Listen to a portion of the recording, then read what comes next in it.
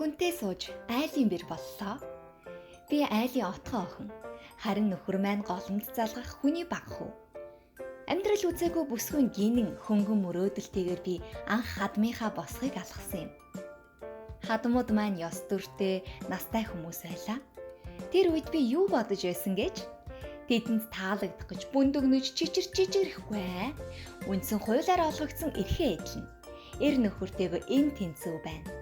Үүний тулд тэмцлийн хурц хэлбэрүүдийг сонгоно. Тэгж байж эмэгтэй хүний эрх чөлөөгөө эдлэнэ.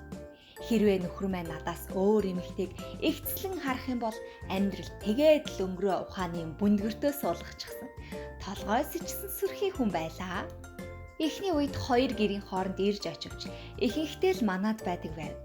Нэг л өдөр хадмууд хадаг яндар хамаатан саднаа дагуулan ирээд албан ёсоор гуйж тусад нь гаргах ямар ч яриагүйгээр гэртээ аваачихын тэрэ. Хэдийгээр би айлын эрх таних охинч амар уун л хийж өгөхгүй бол хоол цайгүй ангаагаад суух арчаагүй ажилгүй хүн биш гэж өөрийгөө боддог байлаа. Хэлсэн юм шиг л анхны сорилтуудад нь бүдрээд эхэлсэн. Гурил зурхаараа нялцайлгачихна. Хэрчгээд хооронд нь наалдуулаад бууцны мах хамтлах гэж элсэн чихэр хийж аяад аарц буцлагатаа гурилыг нь ихтүүлж түлхэх гээд миний бодос нэг хэлэх үү? Хүний их яах вэ? Хүүгээ бодоод нэг их юм хэлэхгүй ч арга барагдсан царайгаа нууч чаддаггүйсэн. Харин хадмаа болохоор урам нь хугарч байгаа ч юм уу, уурлаж байгаа ч юм уу мэдэхгүй. Гээд л болоо. Ам ангаах юм бол уйлаад гэр рүүгээ гүйхэд бэлдээд л байлаа. Тэр гэрт миний талын ганц хүн нөхөр минь л юм шиг санагдаж өөрөө ч мэдэлгүй хаашаа л хөдлөн дагаастай. Арай ариун цэврийн өрөөнд дагаж ордоггүй байсан баг. Анхны хүүхэд маань төрөв.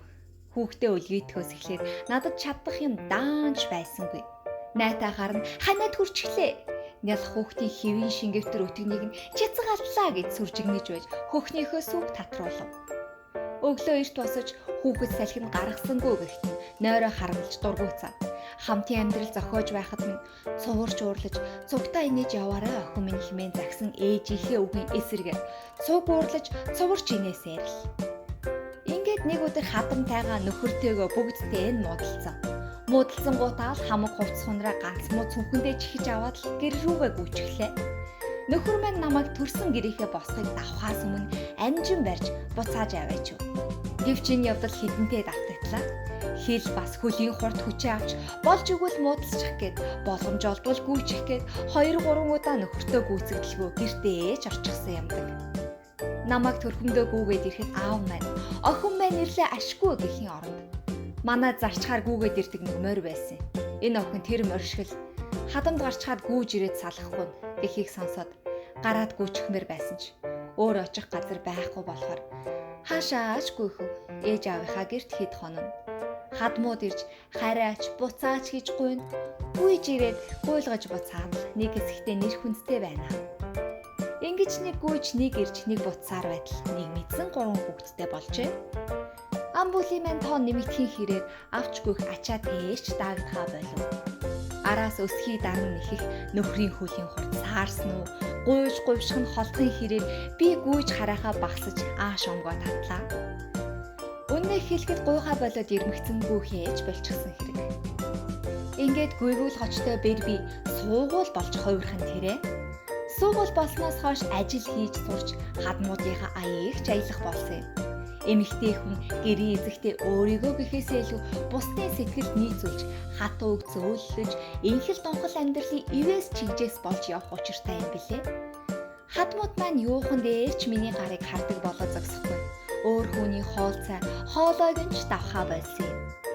Нэг өдөр байгууллагынхаа зугаалганд явсан нөхөр минь ус буцалгагч хайрцагтай чихэр барьсаар орж ирлээ. Тэгээд нөхөр минь хэлж байна. Байгууллагынхаа холын зай гүйлтийн уралдаанд төрүүллээ. Энэ бол яа харахгүй чиний минь хүртэх ёстой шагнал.